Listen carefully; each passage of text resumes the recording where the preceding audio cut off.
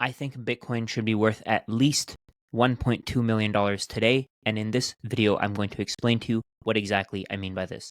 Let's get started. Not everybody knows this, but there are so many different institutions involved in every single payment that you make. So when you try to pay a merchant, you have to go through a service provider, an acquirer, a card, and an issuing bank. So the card brands are something like MasterCard, Visa, American Express. The issuing banks are the banks that we use on a daily basis. Issuing banks are banks like RBC, Citibank, Chase, TD, Wells Fargo, BMO. We have acquirers like Moneris, Chase. We have service providers like Clearly Payments, Square, Stripe. This isn't even all of the institutions that are involved. There are other institutions involved along the way. And I was looking at some numbers for how much the financial services industry is worth. So we can see here. Keep in mind that this is from Google's AI. Could be wrong. I've seen these numbers before, though. It seems like it's pulling from Finance Canada, Investopedia, and a report from some blog, I guess. But I've seen these numbers before. It says here the financial services industry is estimated to be around 20 to 25% of the world economy. The size of the financial industry is difficult to measure, but can be estimated using metrics like market capitalization, assets under management, or market size. So we can see here global financial services. In 2022, the global financial services market was valued at about $25.5 trillion. The financial services market is expected to grow to $58.69 trillion by 2031. So a lot of this is probably going to be a result of inflation. A lot of this is going to be a result of governments printing a lot more money and really pumping up these institutions. And the next point here, the growth of the financial services market is driven by the digitalization of banks and the expansion of commercial lending. So what banks are doing is basically they're turning your money digital so that they can create more of it whenever they want to. And then they're expanding commercial lending. And we can see here the size of the global economy is $110 trillion. So if we take 25% of this, of course, and we attribute it to the Bitcoin network, we get about $27 trillion for the Bitcoin network alone. So just based on that, if we divide $27 trillion by the number of coins that are out there, so 21 million coins, we get about $1.28 million. But I actually think that Bitcoin should be worth more than this because Bitcoin eliminates all of the redundancies that we have in the current financial system. We have tons of resources going towards things that we don't need. We have tons of resources going towards banking institutions. We have a lot of buildings going towards these banks. Think about how many of these banks have massive buildings in the downtown, the best real estate. They're taking over the best real estate because we need them as a service provider to help us to solve the functions of money. And what exactly are the functions of money? I wrote a tweet here explaining what exactly we need banks for. So these functions are storing value, accounting for value, and transferring value. So number one, if you want to transfer value to your future self, you're going to use a bank, a financial institution, to store that value for you. We rely on banks because we can't create our own money. The money that we have has to be created by banks. It has to be approved by the US government. The Federal Reserve is involved. So in order to store value, we need banks. We can't create our own banks. We can't have a bank at our own house until Bitcoin existed. We also use financial institutions to transfer value. And the reason for this is that it's impossible to transfer value across the world unless you have an intermediary. Today, we use digital money, and anything that's digital can be replicated. And we use banks as that intermediary to confirm that the money that we're sending and receiving is actually real. And they've, of course, taken advantage of this. They create as much money as they possibly can. Like I said, they've been expanding their commercial lending businesses. So they're creating more and more money out of thin air in order to let people buy the things that they can't afford so that banks can take an even bigger cut out of the economy. So what banks do is they create money out of thin air, then they charge you interest for lending you that money, even though they've created it out of nothing. So what Bitcoin does is it fulfills all of these functions of money, and we don't need financial institutions to use it. We can use Bitcoin for all of these functions. We don't need the dollar. In order for you to store the dollar, you are required to have a bank account unless you hold cash. Even that cash could rot. It could rip, it could burn. If your house goes on fire, for example, you've lost all of your savings. So we require banks for all of these functions. Today, you don't need banks anymore because of the Bitcoin network. So the Bitcoin network can allow you to store value because the Bitcoin network issues these tokens or these coins called BTC or Bitcoin. These coins have a limited supply. Nobody can create more of them. Nobody can manipulate the supply. We can use Bitcoin to account for value because we can price things in Bitcoin. So let's say, for example, if you wanted to buy this thumbtack from me, maybe it'll cost you 1,000 Satoshis or 10 Satoshis, whatever the number is. We can use Bitcoin to account for value because we can price things in Bitcoin. We can price things in Satoshis. Bitcoin also allows us to transfer value. You can send value anywhere in the world using the Bitcoin network. The Bitcoin network is separate from Bitcoin, the coin. The Bitcoin network is simply a network of computers. They're called nodes, reachable Bitcoin nodes. There are 21,225 reachable Bitcoin nodes, and there are something like 100,000 Bitcoin nodes that can't be reached. So these nodes, these computers, are all around the world, and they're enforcing the Bitcoin protocol. We can see here the Bitcoin protocol. So the Bitcoin protocol is the set of rules that govern the functioning of Bitcoin. Its key components and principles are a peer-to-peer decentralized network with no central oversight. That's the key. The blockchain technology, a public ledger that records all Bitcoin transactions, mining and proof of work, the process to create new Bitcoins and verify transactions, and cryptographic security. So what these computers are doing, all of these computers, they're the Bitcoin network. They are enforcing the Bitcoin protocol. Without these computers, we'd have to rely on financial institutions. We'd have to rely on massive institutions that are, of course, centralized. And of course, they have their own motives. The best thing about the Bitcoin network is that anyone in the world can run one of these computers, these nodes that enforce the Bitcoin protocol. On the other hand, in the current financial system, we have only large financial institutions that can run nodes. They are the only ones that can audit transactions. They're the only ones that can confirm or deny transactions. And of course, these institutions are controlled by governments. On the Bitcoin network, you can rely on yourself to run a node and basically run your own bank. If you run a node and you want to receive Bitcoin, you can confirm that the transaction was received on your own. You don't have to rely on anybody else's node to confirm that transaction for you. On the other hand, in the current financial system, you have to rely on financial institutions to store value. So for example, today, you can't digitally store dollars without relying on financial institutions. You can't digitally store stocks or bonds without relying on financial institutions. So today, the financial systems protocol is enforced by these computers that are easily able to be taken over by governments. They can be coerced. They can be used against us. For example, let's say you have a bank account with one of the banks that I mentioned before. Your government says that you haven't paid your taxes, so now you don't deserve to have any of your money. What they can do is they can reach out to the banks and they can say that this person's bank account should no longer be accessible by them. So what they can do is they can freeze your accounts, they can stop you from using your money, they can stop you from transacting, they can stop you from fulfilling all of the functions of money that you need on a day-to-day basis. So let's say they stop letting you store value using a bank account. You no longer have value for your future self. You can no longer transfer value to your future self. Of course, you can hold physical dollars, but the thing is that these physical dollars are pieces of paper. More of them can be created at will. So what that means is that your value is constantly being stolen from you. So because dollars don't work as a store of value, we rely on banks and financial institutions to offer us stocks, bonds, real estate. We rely on them to let us borrow money that they create out of thin air in order for us to buy real assets, real goods in the economy.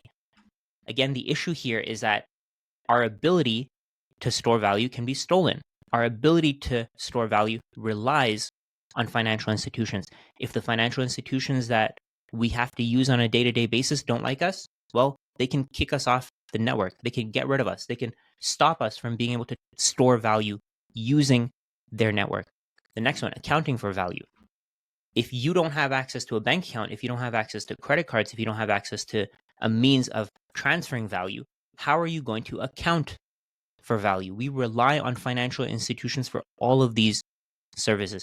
And what Bitcoin does is it allows us to not rely on financial institutions. So, like I said, the Bitcoin network or all of these computers are the ones that are enforcing the Bitcoin protocol. They're the ones that are confirming and making sure that the Bitcoin protocol follows the rules that it's supposed to. If anyone tries to transact on the Bitcoin network without following the rules, all of these computers will reject their transaction. So let's say, for example, if somebody has a transaction that they want to put through, let's say they want to send 1 Bitcoin to someone else and they don't have 1 Bitcoin, they're not going to be able to process that transaction. That transaction is going to be rejected because if their address doesn't contain 1 Bitcoin, they don't have 1 Bitcoin to send. On the other hand, in the current financial system, if you don't have $100,000, banks will create new dollars out of thin air and they'll pass them on to the next person so that you can buy whatever you want to and the other person can get their dollars, even though you don't actually have dollars, even though you don't have the money to fund your purchase of whatever you want to buy. And the reason why I don't like this financial system, the reason why I think it's so corrupt, is because it favors the wealthy over the poor.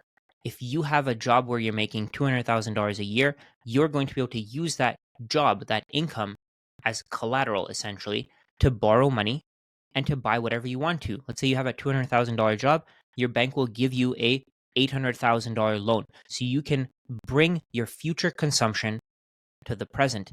And that's what breaks everything.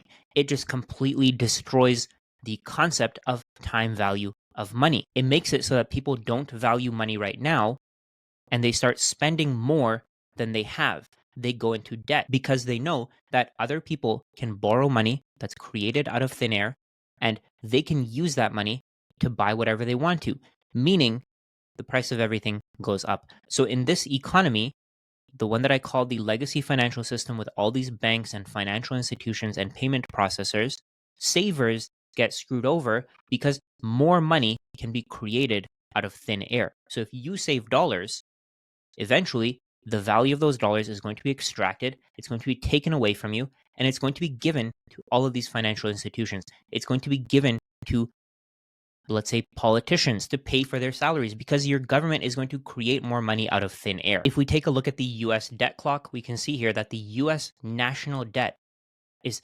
$36.3 trillion. Not too long ago, it was 35 trillion, it was 30 trillion, it was 15 trillion. This number has gone up so quickly because the value of our money keeps decreasing over time, and more money is required to pay for the largest budget items of the US government. So the US government is paying for Medicare, Medicaid, it's paying for Social Security, it's paying for defense and war, it's paying for the interest on this debt. The interest alone is $1 trillion a year. So what the US government is doing is it's earning $4.986 trillion a year in tax revenues, and it's spending almost $7 trillion. And the only reason for this, of course, is because money can be created out of nothing.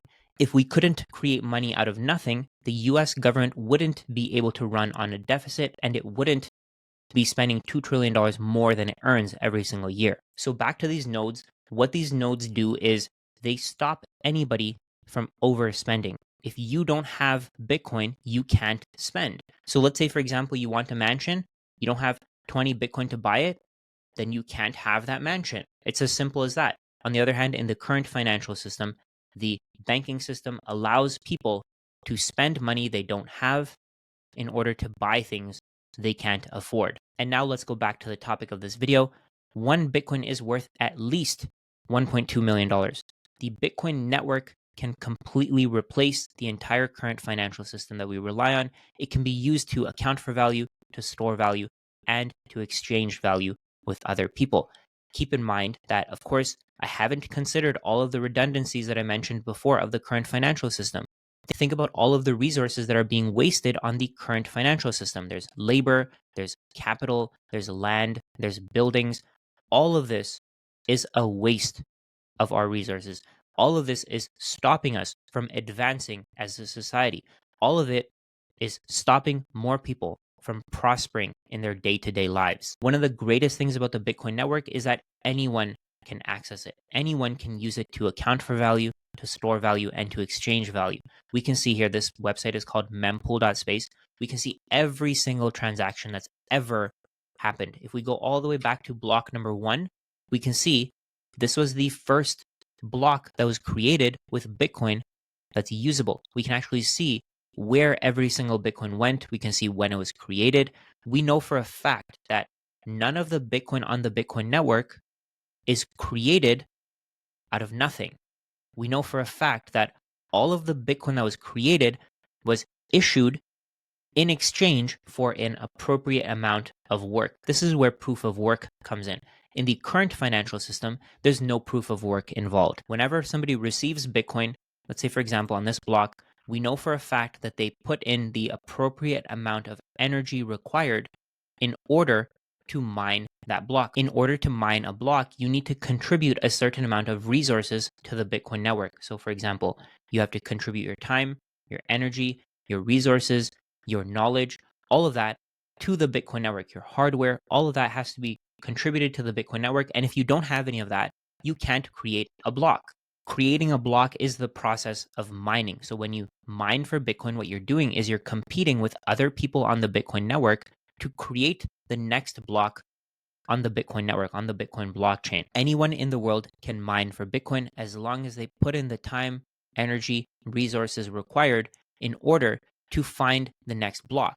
We can see here that the amount of energy, time, and resources being contributed to the Bitcoin network keep increasing and keep increasing. And this number is growing exponentially. We can see here that these numbers back here, they may have seemed like they were big or small back then, but today they're irrelevant. This number back here may have seemed massive on January 24th, 2015. It was 277 petahash per second, but today it's a rounding error. Today we have 829 exahashes per second being contributed to the Bitcoin network. So the amount of energy, resources, and time being allocated to the Bitcoin network continues to rise. And now I just want to explain proof of work to you and why the current financial system is completely broken. So proof of work is a blockchain consensus mechanism in which computing power is used to verify cryptocurrency transactions and add them to the blockchain. So a bunch of computers are basically contributing all of their resources, their computing power to the Bitcoin network, and we're using those computers in order to verify every single transaction that happens, every single transaction that goes through. The biggest problem with the current financial system is that there is no proof of work required. Anybody can borrow money and they can have it created out of thin air. So for example, if you were to go to a bank and you were to get a credit card, they can lend you money without you having to do any work to actually get that money. So in the current financial system, there's less of an incentive to work and to produce value. And instead, there's more of an incentive to just create more money out of thin air and continue to consume. The reason why the current financial system is broken is because there is no proof of work required. Banks can create money out of thin air and they can hand it over to you. Now you can go and spend it at any merchant and you can get whatever you want to, and you don't have to do any real work to get that money. Banks can create this money that we use today out of nothing. On the other hand, with Bitcoin, that's not possible. And if we go back to the reachable nodes, all of these computers are ensuring that miners, the ones that actually create the blocks, are using the appropriate amount of energy in order to create the next block. For example, if we take a look at this block here, whoever created this block, F2 pool, it was a pool, they received 3.218 Bitcoin for their contributions to the network. They received in total 0.093 Bitcoin in fees and 3.125 Bitcoin as a block subsidy. So the block subsidy is the minimum amount of Bitcoin that you'll receive for mining Bitcoin. Anyone in the world can mine for Bitcoin. The transaction fees are paid based on how quickly somebody wants to have their transaction confirmed and added to the next block. If you want to have your transaction confirmed and added to the very next block, you have to pay a transaction fee because everything in Bitcoin is based on supply and demand. Everything in Bitcoin is based on market dynamics. So for example, right now there are 181,486 transactions that are unconfirmed. each of these blocks has a limit for the amount of transactions that can be included in it. So we can see here, 181,000 transactions. In total, the last block has only 2,047 transactions. So whoever wants to have their transaction confirmed or settled or added to the next block can pay a transaction fee as an incentive for the miner who creates the next block in order to have them include their transaction in that block. The Bitcoin network and Bitcoin, the asset, are two completely separate things, but both of them work together. And if you combine them, if you really understand how they work, you know for a fact that they can compete with all of the financial institutions that we have today. I think Bitcoin will take over the financial services industry. I think Bitcoin is worth a minimum of $1.28 million. I think over time, this number is going to keep increasing and keep increasing until everybody on Earth has Bitcoin. And that will be the real value of Bitcoin. At that point, we're going to value Bitcoin at 1 Bitcoin equals 1 Bitcoin. Today, the entire world is forced to use the current financial system. So we have to value things in dollars, in yen, in won, whatever currency we use on a daily basis. If we take a look at Bitcoin's returns versus traditional assets like gold and the S&P 500, of course, Bitcoin has outperformed them massively. If we take a look at the compound annual growth rate, again, we can see that Bitcoin has outperformed everything. It's outperforming everything forever until Bitcoin is the only form of money that we use on a daily basis. Today, Bitcoin is considered just a store of value. Most people don't use it as a medium of exchange or a unit of account. Eventually, Bitcoin will be the medium of exchange and unit of account that everybody in the world uses. And we're not going to use fiat currencies anymore. At that point, you're not going to be able to buy Bitcoin using pieces of paper. You're going to be working for it. You're going to be exchanging goods and services for it. And that's where I come to my conclusion here. Bitcoin is a much better alternative to the current financial system. Bitcoin should be valued at least 25% of the global economy that we have today. So if things work out the way that I think they will, Bitcoin is going to absorb the entire global financial system worth 25, 26, 27 trillion dollars today, and one Bitcoin is going to be worth $1,285,714.